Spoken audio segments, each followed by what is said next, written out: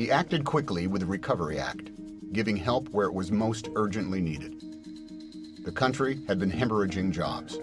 More than 3.5 million lost in the 6 months before he took office. Middle-class jobs and economic security were vanishing. The funding would keep teachers in the classroom, cops on the street, and first responders ready. And for those who were hurting, small business incentives, tax cuts for the middle class, and job training.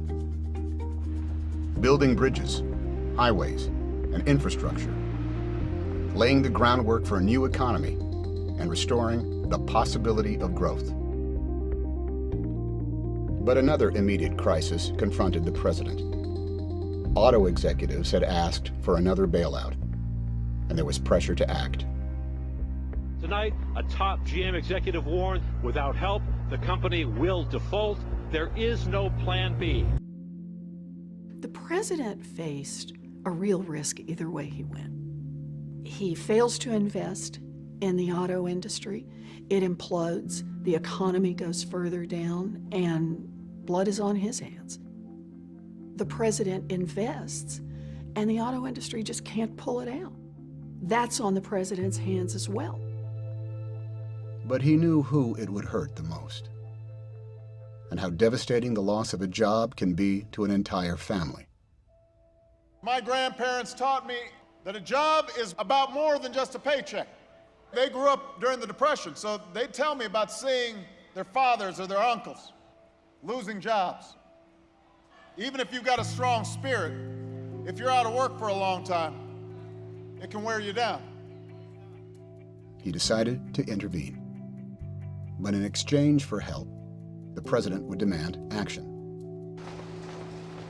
The Bush administration had given the car companies $13 billion, and the money was now gone. He didn't just give the car companies the money, and he didn't give the UAW the money. He said, you guys got to work together and come up, and everybody's got to have some skin in the game here. You got to modernize the automobile industry. So don't bet against the American worker. Don't bet against the American people. We are coming back. Because of the tough choices the president made, the stage was set for a resurgent U.S. auto industry. And it wouldn't be the last time this president would face a crisis that others would rather avoid. One of the most worrisome problems facing Americans these days is the cost of health care and the rate at which it has increased. Healthcare costs had been rising 3 times the rate of inflation, crushing family budgets and choking business. And he knew that he couldn't fix the economy if he didn't fix healthcare. I regularly told him, look, you don't have to spill this much political blood. You won't get the healthcare accomplishment you're seeking, but you will have something. But he knew from experience the cost of waiting. When my mom got cancer, she wasn't a wealthy woman, and it pretty much drained all her resources. She developed ovarian cancer, never really had good, consistent insurance. That's a tough thing to deal with, watching your mother die of something that could have been prevented. I don't think he wants to see anyone go through that.